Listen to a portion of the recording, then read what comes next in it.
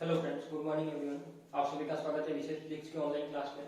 तो हम unit number जो 4 थी क्वांटम स्टैटिक्स वो स्टार्ट कर चुके थे।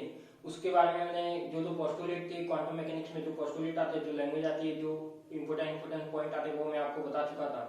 उसके बाद मैंने बताया था कि चीज समझ आती है कि कहाँ पर फेल होती है और कहाँ पर क्वांटम मैकेनिक्स का डेवलपमेंट होता है, वो भी अपन कर चुके थे। उसके बाद अपन ने बोसोन और फर्मियन में यानी दो सांख्यिकी दी थी अपन ने, फर्मी डिराक और बोस-आइंस्टाइन सांख्यिकी, उसमें कई बार डिफरेंस पूछा जाता है, वो भी अपन ने कर लिया था। अब अपन बात करते हैं कि इसकी जहां से क्वांटम मैकेनिक्स का डेवलपमेंट होता है, उसका डेवलपमेंट हुआ था कहां से? प्लांक के विकिरण सूत्र से। अब सबसे पहले तो आपको ध्यान होना चाहिए कि प्लांक का विकिरण सूत्र किसे कहते हैं, क्या किसे कहते हैं प्लांक का विकिरण सूत्र, तो उसकी बात करते हैं। तो देखो, जो प्लांक का विकिरण सूत्र होता है, सबसे पहले आप जानते हो प्लांक का विकिरण सूत्र क्या होता है कि प्लांक का विकिरण सूत्र एक ऐसा सूत्र था जिसमें जो कृष्णिका ऊर्जा वितरण के वक्र के बारे में मैंने आपको बताया था। किसके बारे में? Black body energy radiation curve के बारे में। तो उसके बारे में इस टाइप का कुछ वक्र था, मैंने 4 टेम्परेचर के अकॉर्डिंग आपको ग्राफ बना के बनाई थी और उसमें जो जो इंपोर्टेंट रिजल्ट निकला था वो भी अपन ने नोट डाउन किया था। तो अब बात करते हैं कि इसकी कृष्णिका का विकिरण सूत्र। तो सबसे पहले आपको ध्यान होना चाहिए कि ये सूत्र क्या कहता है, क्या कहता है। तो सबसे पहले तो कहते हैं कि इस सूत्र से क्या इफेक्ट आया था, जो भी कृष्णिका ऊर्जा वितरण वक्र था, यानी जो एनर्जी डिस्ट्रीब्यूशन कर्व था ब्लैक बॉडी का, उसको कंप्लीट रूप से डिफाइन करने वाला जो फॉर्मूला था वो कौन सा था? आपका प्लांक विकिरण सूत्र था। कौन सा था? आपका प्लांक विकिरण सूत्र। तो अपन कह सकते हैं कि जो एनर्जी डिस्ट्रीब्यूशन करने वाला जो कंप्लीट यानी संपूर्ण वक्र को जो एक्सप्लेन करने वाला जो वैज्ञानिक था वो कौन था? आपका प्लांक था। कौन था? प्लांक था। और किसकी सहायता से वो यूज करता है, प्रूव वो करता है विकिरण सूत्र की सहायता से। और जो उसका सूत्र होता है वो क्या होता है? वो सूत्र होता है आपके पास ये u lambda d lambda equal to 8 pi hc upon में लैम्डा 5 e की पावर hc अपॉन में लैम्डा kt माइनस 1 और d लैम्डा। तो इससे आप क्लियर कर सकते हो कि यहाँ से क्या होगा, जब भी आप लैम्डा इसमें ग्राफ बनाओगे तो ये क्या आएगा आपके पास? जो कृष्णिका ऊर्जा वितरण वक्र था वो संपूर्ण की व्याख्या करेगा। तो ये एक तरह से कह सकते हैं कि ये एक तरह से क्या है? प्रैक्टिकल रिजल्ट है। क्या है आपका? एक प्रैक्टिकल रिजल्ट है। तो देखो, बात करते हैं ये फॉर्मूला कहां से आया उसकी बात करते हैं। तो सबसे पहले तो क्या मानता है कि जो कृष्णिका में उपस्थित यानी जो प्लांक मानता है वो क्या मानता है कि इसकी कैलकुलेशन करनी, इसका जो फॉर्मूला निकालना है, तो उसके लिए सबसे पहले आपको ध्यान रखना चाहिए कि ये एक दोलक को कंसीडर करता है। जैसे आप कोई भी सिंपल हार्मोनिक ऑसिलेटर को कंसीडर करते हो, कोई दोलक को कंसीडर करते हो, दोलक का काम क्या होता है? वो दोलन करता रहता है। तो इस टाइप से ये कुछ कंसीडर करके वैल्यू निकालता है। तो देखो, इसने कुछ वैल्यू दे रखी है डायरेक्ट कि लैम्डा और डी लैम्डा। अब यहाँ पे बात करते हैं अपन किसकी? लैम्डा और लैम्डा प्लस डी लैम्डा, यानी दो रेंज दे रखी है। पहले उसकी तरंग दैर्ध्य कितनी थी? लैम्डा थी। फिर क्या हो गई? लैम्डा प्लस डी लैम्डा हो गई। तो उसके बीच में यानी ये क्या हो गई? इन दोनों के बीच में जो होगी वो क्या होगी? तरंग दैर्ध्य परास होगी। तो ये क्या लिखा मैंने? देखो, लैम्डा व डी लैम्डा तरंग दैर्ध्य परास में कृष्णिका में उपस्थित जो दोलक की संख्या होती है। और कृष्णिका में उपस्थित दोलक की संख्या आप जानते हो, दोलक की संख्या किसे कहते हैं? यदि कोई पेंडुलम था या कोई दोलक था, वो क्या करता है? एक पॉइंट यहाँ पे था, वो यहाँ से यहाँ गया और वापस यहाँ से यहाँ है, ये उसकी क्या कहलाती है? एक संख्या कहलाती है। क्या एक दोलन उसने पूरा किया? यानी कैसे? कोई एक पॉइंट यहाँ पे था, कोई बी पॉइंट यहाँ पे था, यह आपका दोलन था। पहले वो कहाँ अपन ने यहाँ से यहाँ पर ले जाकर इसको स्टार्ट किया, तो एक बार तो वो ऐसे जाएगा और दूसरी बार में वो ऐसे जाएगा। तो ये वाला आपका क्या कहलाएगा? एक दोलन कहलाएगा। क्या कहलाएगा? एक दोलन कहलाएगा। तो इसकी कैलकुलेशन के लिए क्या माना कि लैम्डा व लैम्डा प्लस डी लैम्डा ऐसी कोई दो परास की तरंग दैर्ध्य की, जिसमें क्या हुआ? कृष्णिका में उपस्थित जो दोलक की संख्या होती है वो कितनी होती है? n lambda D lambda equal to 8 pi by lambda upon 4 D lambda. कितनी होती है? n lambda D lambda equal to 8 pi by lambda 4 D lambda. अब क्या करता है ये? अपन कहते हैं कि जो प्लांक के दोलक की, देखो एक तो ये दोलक, पहले तो क्या लिखी मैंने? दोलक की औसत संख्या लिखी, तो ये क्या होगी? दोलक की संख्या। अब अपन बात करते हैं कि इसकी कुछ ना कुछ एनर्जी भी होगी। जैसे आप कोई भी पेंडुलम मूव कराते हो उसमें काइनेटिक एनर्जी रहती है, पोटेंशियल एनर्जी रहती है। तो इसकी एनर्जी होती है वो स्टैटिक्स पर डिफाइन होती है। तो स्टैटिक्स की टर्म में डिफाइन होती है। तो देखो, इसकी जो प्लांक की औसत ऊर्जा होगी या एवरेज एनर्जी होगी वो क्या होगी? H new. अब यहाँ पे ये न्यू क्या है? न्यू यहाँ पे क्या है? आवृत्ति है। न्यू यहाँ पे क्या है? आवृत्ति है। तो ये कैसे डिफाइन होती है? E equal to H nu upon में E एच न्यू अपॉन में के टी माइनस का 1। कैसे डिफाइन होती है? E bar is equal to H nu, E H nu upon में के टी माइनस का 1। अब देखो, आप कहोगे कि ये वाले फॉर्मूले कहाँ से आए? तो ये वाला जो प्लांक ने बताया, तो अपन जो प्लांक, वैसे तो इसका डेरिवेशन भी होता है पर आपके वो सिलेबस में नहीं है। आपके केवल क्या है? जो प्लांक का विकिरण सूत्र आता है वही सिलेबस में है और उससे रेले जीन्स को संतुष्ट करवाना, वीन का नियम को संतुष्ट करवाना केवल ये वाला है। ठीक है, तो इसलिए अपन इसके डेरिवेशन पर नहीं जाएंगे। आपके जितना सिलेबस में है उतना ही अपन करेंगे। तो क्या मान लिया, दोलक की संख्या मान ली कितनी, n lambda D lambda 8 pi by lambda 4 और डी लैम्डा। फिर क्या माना मैंने, प्लांक के दोलक की जो औसत ऊर्जा होगी वो कितनी होगी, E bar equal to h nu upon E h nu upon में kT माइनस का 1। kT आप जानते हो, kT क्या होता है, एक तरह से जो आपका बीटा इक्वल टू मैंने बताया था 1 अपॉन kT। k क्या है, k क्या है, बोल्ट्जमान कांस्टेंट रहता है, और k क्या है, टेंपरेचर। अब मैं क्या कहता हूँ, प्रश्निका में उपस्थित दोलक की कुल ऊर्जा की बात करते हैं। तो कुल ऊर्जा कैसे निकालोगे, एक आपके पास दोलक की संख्या है, एक क्या है आपके पास दोलक की संख्या है, एक क्या है आपके पास औसत ऊर्जा है। तो इन दोनों का जब मल्टीप्लाई करोगे तो क्या आ जाएगी, आपकी टोटल एनर्जी आ जाएगी। यानी ये एनर्जी और ये संख्या दोनों का मल्टीप्लाई होगा तो क्या, टोटल एनर्जी। तो देखो प्रश्निका में उपस्थित दोलक की कुल ऊर्जा कितनी आएगी, सबसे पहले दोलक की संख्या, तो दोलक की संख्या ये वाली थी, इससे मल्टीप्लाई किसका होगा, औसत ऊर्जा का, तो एक दोलक की औसत ऊर्जा, दोनों का मल्टीप्लाई किया। जानते हो दोलक की संख्या कितनी है, n लैम्डा डी लैम्डा, औसत ऊर्जा कितनी है, E बार। दोनों की मैं वैल्यू रख देता हूं समीकरण 1 और 2 से। कहां से, समीकरण 1 और 2 से। तो ये क्या आ जाएगा, देखो समीकरण 1 से उसे वैल्यू रखी तो 8 pi by lambda 4 D lambda e की पावर h न्यू अपॉन में h new kT minus 1। n lambda D lambda की वैल्यू ये वाली थी, तो ये वाली रखती है यहां पे, और ये क्या था आपका, ये वाली वैल्यू थी E बार की, तो E बार की वैल्यू रखती है। यहाँ पे न्यू आप जानते हो क्या है, आवृत्ति है। अब आवृत्ति तथा एक तरंगदैर्घ्य में आपने रिलेशन पढ़ा होगा कि आवृत्ति न्यू और सी में जो रिलेशन होता है, या लैम्डा में रिलेशन होता है, वो क्या होता है, ये रिलेशन होता है nu equal to C by lambda. क्या होता है, nu equal to C by lambda. क्या मैं इसकी जगह ये वैल्यू रख सकता हूँ, जहां पर न्यू है, न्यू की जगह मैं क्या रखूंगा, सी बाय लैम्डा। तो देखो इस न्यू की जगह में यदि सी बाय लैम्डा रखूंगा तो न्यू की जगह क्या आ जाएगा, सी अपॉन में लैम्डा आएगा, तो ये लैम्डा 4 की जगह क्या बनेगा, लैम्डा 5। तो ये क्या हो जाएगा, 8 पाई अपॉन में लैम्डा 5। यहाँ पे भी सेम वही E H, अब ये H न्यू है, न्यू की जगह क्या हो जाएगा, H C बाय लैम्डा। तो न्यू की जगह क्या हो गया, देखो ये C आ गया, अपॉन में लैम्डा आ गया, तो E H C अपॉन में लैम्डा kT माइनस 1, और ऊपर क्या हो जाएगा, H C। यानी ये क्या बन गया आपका, जो फॉर्मूला बनेगा क्या बनेगा, U लैम्डा D लैम्डा 8 पाई H C लैम्डा की पावर 5 E की पावर H C अपॉन में लैम्डा kT माइनस 1 और D लैम्डा। और ये क्या कहलाता है आपका, प्लांक का विकिरण सूत्र कहलाता है। ये क्या कहलाता है आपका, प्लांक का विकिरण सूत्र कहलाता है। और ये क्या करता है, ये कंप्लीट इस एनर्जी डिस्ट्रीब्यूशन कर्व को एक्सप्लेन करता है। किसको करता है, कंप्लीट जो ऊर्जा वितरण वक्र होता है बॉडी का, कृष्णिका ऊर्जा वितरण वक्र जिसे बोलते हैं, उसको कंप्लीट रूप से एक्सप्लेन करता है। तो ये आपका क्या हो गया, प्लांक का विकिरण सूत्र हो गया। अब बात करते हैं उसके आगे क्या आया था, क्लासिकल मैकेनिक्स में दो नियम आए थे आपके पास, रेले जीन्स और वीन का विकिरण नियम। अब रेले जीन्स की क्या कमी थी कि उसने क्या किया, उच्च तरंगदैर्घ्य वाले को समझाया था, निम्न वाले को नहीं समझाया। वीन की क्या कमी थी, उसने लोवेस्ट को समझाया था, हाईएस्ट को नहीं समझाया।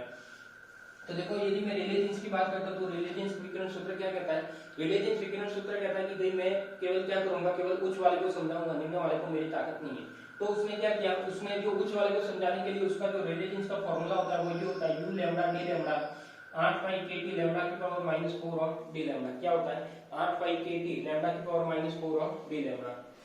प्लांक का विकिरण सूत्र यहाँ से अपन क्या करवा रहे हैं, अपन ये करवा रहे हैं कि जो भी प्लांक का विकिरण सूत्र आया है यदि ये कंप्लीट को एक्सप्लेन करता है, इसका मतलब ये उच्च वाले को भी डिफाइन करेगा, यानी रेले जीन्स को संतुष्ट करेगा, यानी ये वाला तो संतुष्ट करेगा, और ये इसको भी एक्सप्लेन करता है, यानी लोवेस्ट यानी निम्न लोअर तरंगदैर्घ्य को भी संतुष्ट करता है, मतलब बीम को भी संतुष्ट करेगा। तो अपन कह सकते हैं कि जो प्लांक के विकिरण सूत्र की सहायता से रेले जीन्स और बीम के नियम को संतुष्ट करो, ऐसा क्वेश्चन भी आ सकता है। तो अपन वही क्या करवा रहे हैं, संतुष्ट करवा रहे हैं।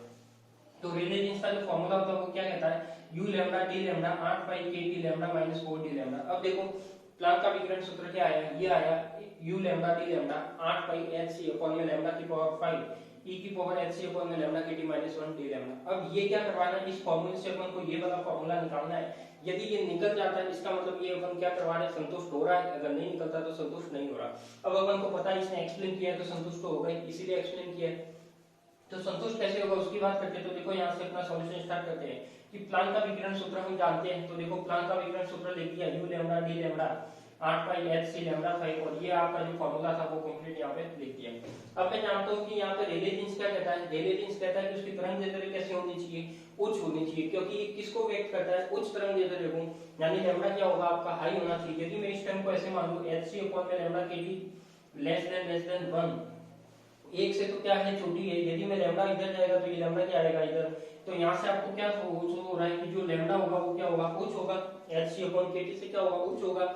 यानी रेले जीन्स क्या कहता है, उच्च तरंगदैर्घ्य को डिफाइन करता है। तो अपन कह सकते हैं ये वाला केस बनेगा।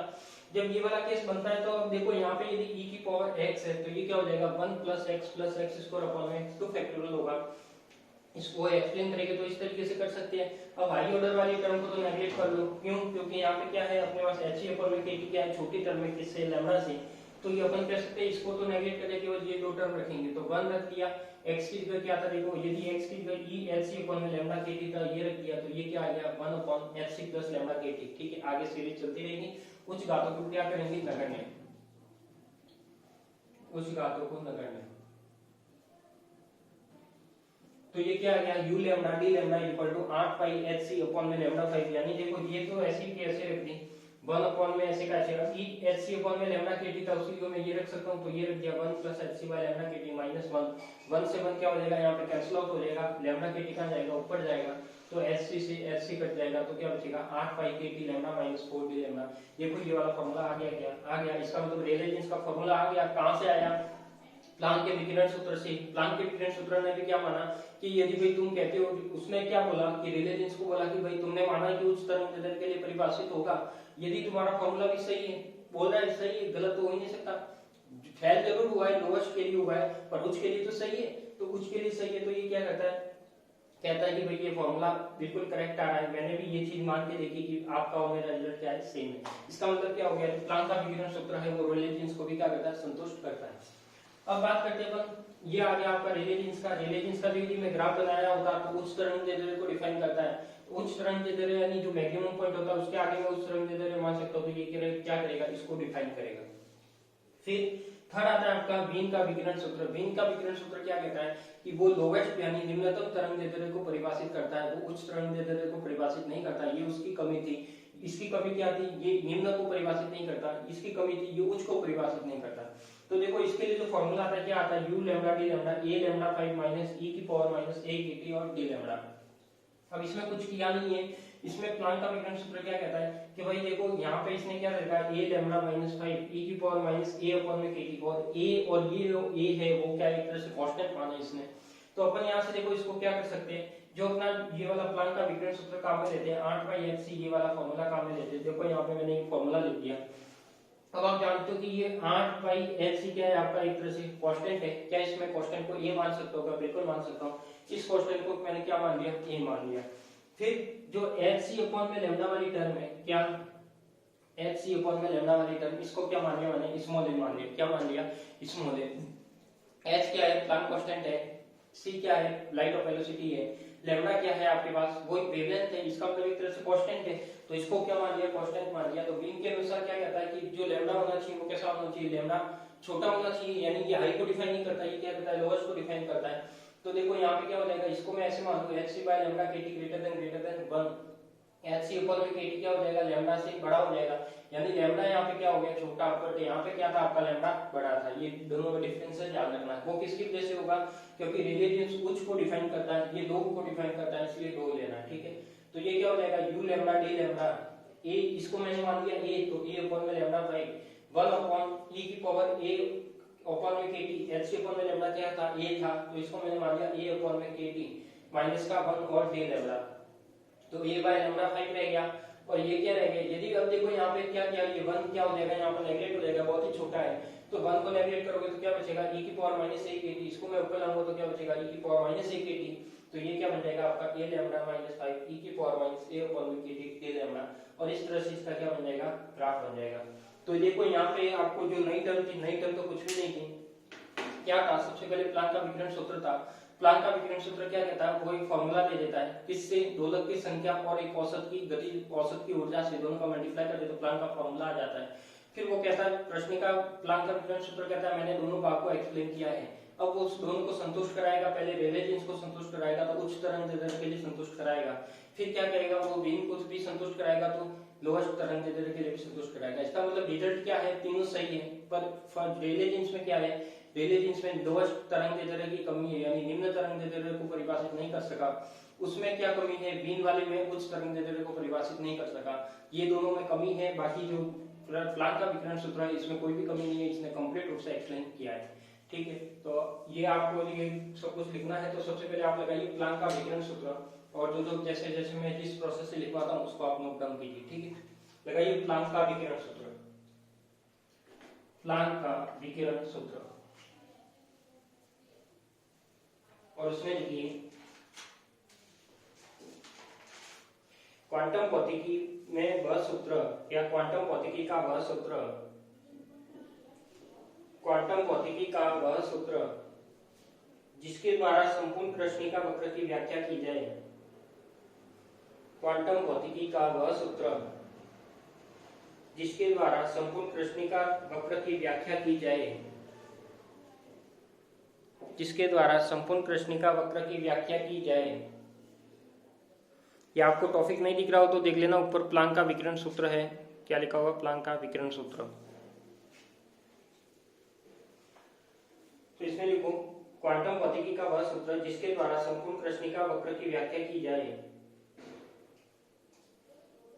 प्लांक का विकिरण सूत्र कहलाता है। प्लांक का विकिरण सूत्र कहलाता है। तो अब आप यहां तक लिख लो, ये वाला कंप्लीट भाग लिखना है और इधर से इस ग्राफ तक, ये ग्राफ बनाया है, यहां तक आपको लिखना है कंप्लीट। लिखिए इसको, जो मैंने ब्लू मार्कर से लाइन की इसको लिख दीजिए।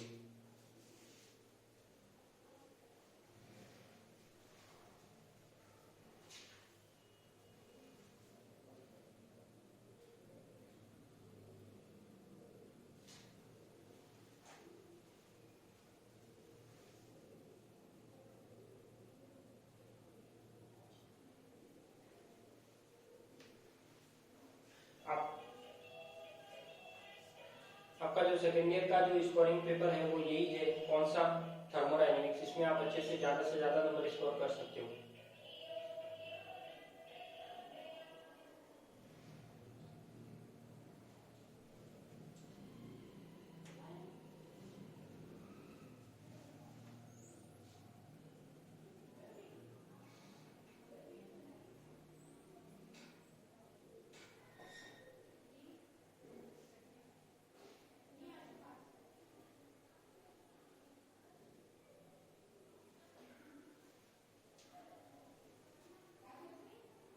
लिख दिया, चले आगे।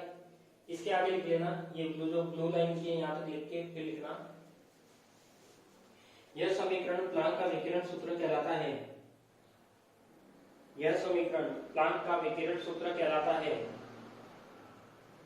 यह समीकरण प्लांक का विकिरण सूत्र कहलाता है, जो कि संपूर्ण कृष्णिका वक्र की व्याख्या करता है। जो कि संपूर्ण कृष्णिका वक्र की व्याख्या करता है। जो कि संपूर्ण कृष्णिका वक्र की व्याख्या करता है।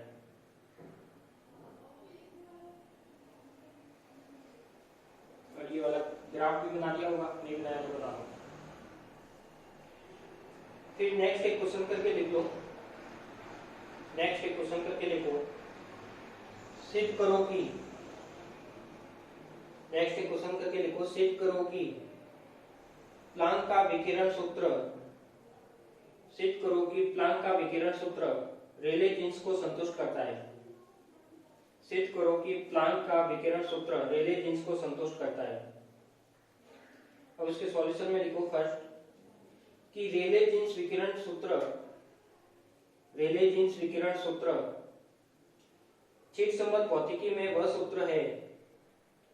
रेले जीन्स विकिरण सूत्र चिरसम्मत भौतिकी में वह सूत्र है जिसके द्वारा कृष्णिका वक्र के, जिसके द्वारा कृष्णिका वक्र के, जिसके द्वारा कृष्णिका वक्र के उच्च तरंग दैर्ध्य वाले भाग की व्याख्या की जाए। जिसके द्वारा कृष्णिका वक्र के उच्च तरंग दैर्ध्य वाले भाग की व्याख्या की जाए, उसे रेले जीन्स का विकिरण सूत्र कहते हैं। उसे रेले जीन्स का विकिरण सूत्र कहते हैं। उसे रेले जीन्स का विकिरण सूत्र कहते हैं।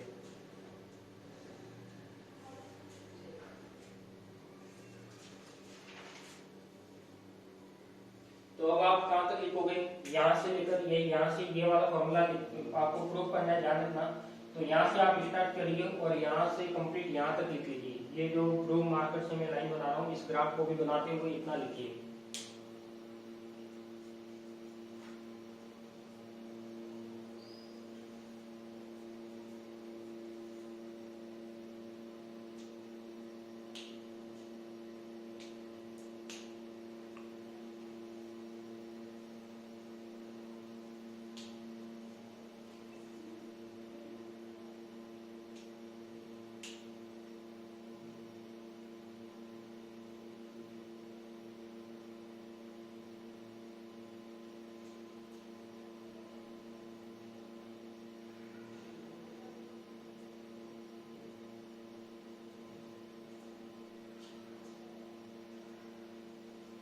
कुछ करना नहीं है, केवल लैम्डा को उच्च मानते हुए क्या करना है, कैलकुलेशन करनी है। जो प्लांक का विकिरण सूत्र था उसमें लैम्डा को क्या मानना है, उच्च मानना है, और जो भी रिजल्ट आता है वही क्या होगा, रेले जीन्स का सूत्र होगा।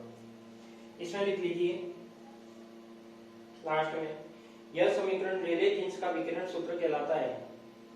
यह समीकरण रेले जीन्स का विकिरण सूत्र कहलाता है। यह समीकरण रेले जीन्स का विकिरण सूत्र कहलाता है, जो कि कृष्णिका वक्र के उच्च तरंगदैर्ध्य वाले भाग का विश्लेषण करता है।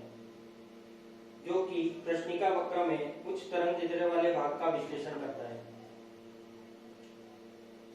तो ये तो क्या करवा दिया, रेले जीन्स का फॉर्मूला को प्रूव करवा दिया अपन ने। अब अपन किसका करवाएंगे, बीम का। तो नेक्स्ट लगाइए बीम का विकिरण सूत्र। नेक्स्ट लगाइए बीम का विकिरण सूत्र और उसमें लिखिए क्षीर संबंध भौतिकी में वह सूत्र, क्षीर संबंध भौतिकी में वह सूत्र, क्षीर संबंध भौतिकी में वह सूत्र जिसके द्वारा कृष्णिका वक्र के, क्षीर संबंध भौतिकी में वह सूत्र जिसके द्वारा कृष्णिका वक्र के लघु तरंगदैर्ध्य वाले भाग की व्याख्या की जाती है। क्षीर संबंध भौतिकी में वह सूत्र जिसके द्वारा कृष्णिका वक्र के लघु तरंगदैर्ध्य वाले भाग की व्याख्या की जाती है। जिसके द्वारा कृष्णिका वक्र के लघु तरंगदैर्ध्य वाले भाग की व्याख्या की जाती है, वीन का विकिरण सूत्र कहलाता है। वीन का विकिरण सूत्र कहलाता है। तो ये वीन का विकिरण सूत्र है, इसको अपन को प्रूफ करना है, जो राइट पेन से लिखा हुआ है। तो यहां से लेकर आप कंप्लीट यहां तक लिख लीजिए, यहां से लेकर कंप्लीट वहां तक इतना लिखिए, जितने में इस साइड का हटा देता हूं।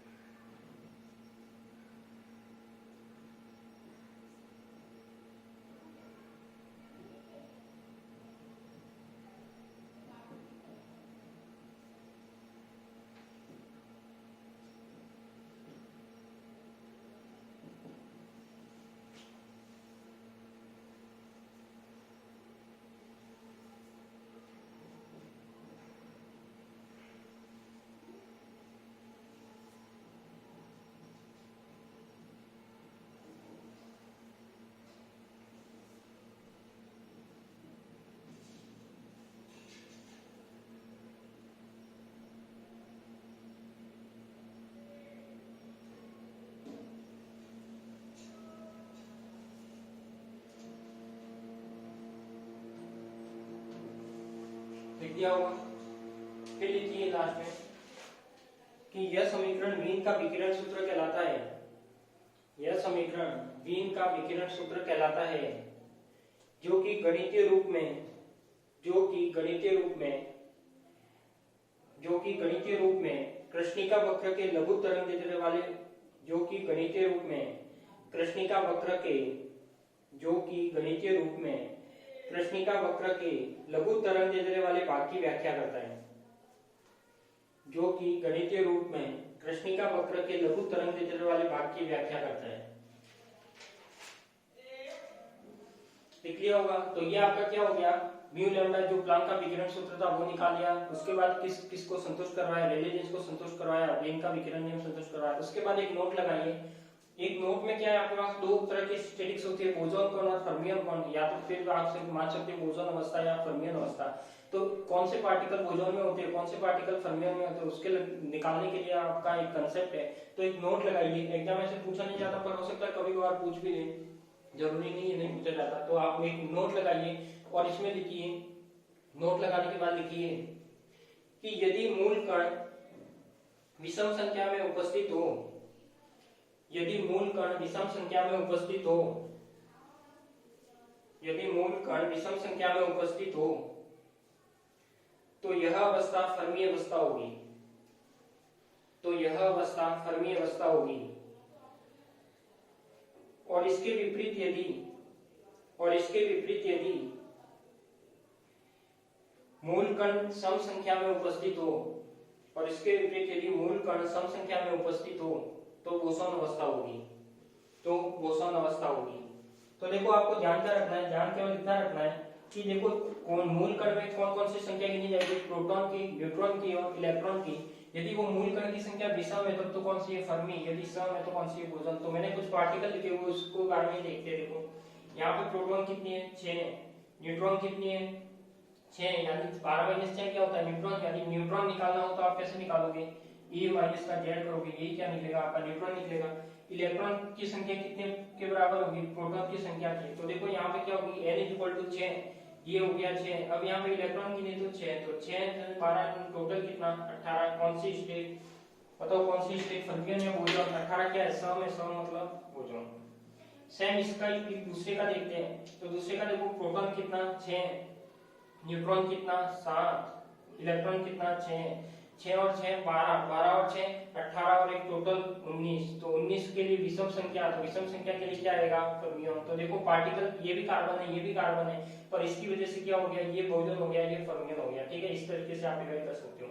ये क्या है, 3 लिथियम 7, प्रोटॉन 3, न्यूट्रॉन कितना 4 और इलेक्ट्रॉन कितना 3। तो 4 और 3 7, 7 और 3 कितना 10, तो टोटल 10, यानी कौन सा, बोसॉन। सेम ये प्रोटॉन कितना 3, न्यूट्रॉन कितना बताओ, 7 में से 3 गया तो 4। और इलेक्ट्रॉन की बात करेंगे तो इलेक्ट्रॉन कितना होगा, 3 तो था, बट यहाँ पे 2 इलेक्ट्रॉन बाहर निकलते हैं, तो ये क्या हो जाएगा, केवल 1 इलेक्ट्रॉन बचेगा। तो 4 और 3 7 और 1 8, तो ये कौन सा हो जाएगा, बोसॉन। ऐसे इसमें बात करेंगे तो ये क्या होगा, आपके पास प्रोटॉन का 3, न्यूट्रॉन का 6 - 3 3, और इलेक्ट्रॉन कितना बाहर निकल रहा है, 3 में से 1 इलेक्ट्रॉन बाहर निकल रहा है, तो 2, 3 और 3 6, 6 और 2 8, यानी ये क्या होगा, बोसॉन। ये क्या है आपका, प्रोटॉन कितना 2, न्यूट्रॉन भी कितना 2, इलेक्ट्रॉन कितना 2, यानी ये क्या होगा 6। तो ये भी कैसा होगा, बोसॉन। सम संख्या है, प्रोटॉन कितना 7, न्यूट्रॉन कितना 7 और इलेक्ट्रॉन कितना 7, तो 7 किया 21, और ये क्या होगा, फर्मियन। तो ये क्या हो जाएगा, F। प्रोटॉन कितना 8, न्यूट्रॉन कितना 9, इलेक्ट्रॉन कितना 8, 8 और 8 16, 17 18 19 20 21 22 23 25, तो 25 में से जाएगा तो कितना फर्मियन, विषम में। अब देखो बीटा सेल में कैसे होता है, बीटा सेल में या तो इलेक्ट्रॉन बाहर निकलता है या पॉजिट्रॉन बाहर निकलता है। तो हमेशा ध्यान रखना, जो भी बीटा सेल होगा उसमें क्या निकलेगा, या तो इलेक्ट्रॉन बाहर निकलेगा या पॉजिट्रॉन बाहर निकलेगा, या तो वहां से -1 E0 निकलता है या +1 E0 निकलता है। इसका मतलब यहाँ पे इलेक्ट्रॉन की संख्या टोटल कितनी होती है, एक ही होती है। तो अपन कह सकते हैं कि ये कैसा होता है, हमेशा जो बीटा डीके होता है वो कैसा होता है, फर्मियन अवस्था में होता है। कैसा होता है, फर्मियन अवस्था में होता है। ठीक है, आप जानते हो बीटा माइनस में क्या होता है, इलेक्ट्रॉन बाहर निकलता है, बीटा प्लस में पॉजिट्रॉन बाहर निकलता है। तो इसमें क्या होगा, बीटा से हमेशा किसमें होगा, फर्मियन में ही होगा। तो ये एक छोटा सा नोट लगा के आप लिख लो, और जो मैंने ये पार्टिकल लिखे इसको लिख लो कि कोई भी सा भी पार्टिकल आ जाए आपके पास, मूल कण की संख्या निकालनी है, प्रोटॉन न्यूट्रॉन और इलेक्ट्रॉन की संख्या निकालने के बाद क्या करना है आपको, यहाँ से चेक कर सकते हो कि कौन सा फर्मियन होगा, कौन सा बोसॉन होगा। ठीक है, तो इसको नोट डाउन कर लो। तो आज के लिए इतना ही। तो ये आपके क्या था, जो आज की क्लास थी वो यहीं पे स्टॉप होती है, इसी समय अपन विराम देते हैं। नेक्स्ट क्लास रहेगी अपनी बहुत इंपॉर्टेंट क्लास रहेगी, जो स्टैटिक्स से रिलेटेड रहेगी। और स्टैटिक्स में क्या अपन डेरिवेशन करेंगे पूरा, फर्मी डिराक का और बोस-आइटन स्टैटिक्स दोनों का डेरिवेशन करते हुए अपन इसको सॉल्व करेंगे। ठीक है, तो आज के लिए इतना ही। ये वाला नोट कर दिए, आप सभी को धन्यवाद। ये वाला नोट कर लेना पहले। ठीक है, तो मिलते हैं अपन नेक्स्ट क्लास में नए स्टैटिक्स के साथ, फर्मी डिराक स्टैटिक्स, बोस-आइटन स्टैटिक्स। तो इसी तरह आप जुड़े रहिएगा ऑनलाइन क्लास में, और जैसे जैसे मैं लिखवाते जा रहा हूँ वैसे नोट्स भी बनाते रहिएगा, क्योंकि नोट्स जब आप खुद हाथ से बनाओगे तो आपको एग्जाम में लिखने में भी और एग्जाम में आपको रिवीजन करने में भी आसानी रहेगी। रेडीमेड नोट्स कहीं से भी मत लेना। जब आप खुद हाथ से लिखोगे तो आपको समझ में भी आएगा क्या लिखा है, वो भी पता रहेगा आपको, और एग्जाम में लिखने में आपको बहुत ही सुविधा होगी। ठीक है, नोट डाउन कर लो इन पार्टिकुलर।